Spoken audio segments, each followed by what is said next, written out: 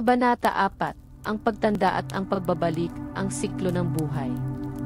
Tulad ng lahat ng nabubuhay at umira sa ilalim ng araw, ang bahay kubo ay sumasailalim sa isang malumanay at di maiiwasang proseso ng pagtanda. Hindi ito isang mabilis na pagbabago, kundi isang dahan-dahang paglipas ng panahon na kasing tahimik ng paghinga ng mundo. Ang bawat tag-ulan na dumaan, bawat tag-init na nagdala ng init, ay nag-iiwan ng sariling marka sa kanyang balat, isang patunay ng pagdaan ng mga panahon, ng mga kwento na sinulat ng hangin at ulan na bumubulong sa mga dahon. Ang bubong na nipa, na dating may matingkad at sariwang kulay, ay dahan-dahang nagiging mas mapusyaw. Ang kanyang mga hibla ay unti-unting humihina, at kalaunan ay nagiging bahagi ng lupa, nagpapakain sa lupa na nagbigay buhay dito. Ang bawat hibla ng nipa ay bumabalik sa pinagmulan nito, sa isang paggalaw na kasing payapa ng pagbagsak ng dahon.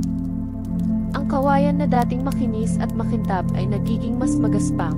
Ang kanyang ibabaw ay puno ng mga bakas ng oras, na nagtatago ng mga kwento ng maraming pagdami at pagdaan ng araw, ng mga alaalang hindi nakikita. Ang mga bitak ay dahan-dahang lumilitaw, na parang mga guhit sa isang lumang mapa, na nagpapakita ng mga pagsubok at pagdaan ng panahon, ngunit hindi ito mga bakas ng pagkasira, kundi ng pagkakaukit ng kasaysayan ng isang buhay na buong-buo. Ngunit kahit sa pagtanda, mayroon pa ring kagandahan sa kanyang pagkaluma, isang karunungan na tanging panahon lamang ang makapagbibigay, isang kapayapaan na matatagpuan sa pagtanggap ng pagbabago, isang pagtanggap na nagdudulot ng kalmado. Kung minsan, kapag natapos na ang kanyang paglilingkod, kapag ang kanyang mga pader ay tila humihina na, ang bahay kubo ay dahan-dahang ibabalik sa lupa. Hindi ito isang marahas na pagguho o isang biglaang pagkawala na magdudulot ng gulo, kundi isang malumanay na pagtanggap, isang pagbalik sa pinagmulan, sa lupa na nagbigay ng kanyang mga materyales. Ang mga dahon ng nipa ay magiging bahagi ng lupa, na magiging pagkain sa mga bagong halaman, at ang kawayan ay dahan-dahang mabubulok, nagpapayaman sa lupa na siyang pinagmulan nito, sa isang proseso na kasing tahimik ng paghinga ng mundo. Ito ay isang siklo, isang paalala na ang lahat ng bagay ay may simula at may katapusan, at ang pagtatapos ay madalas na isang bagong simula, isang pangako ng pagpapatuloy, isang pag-asa.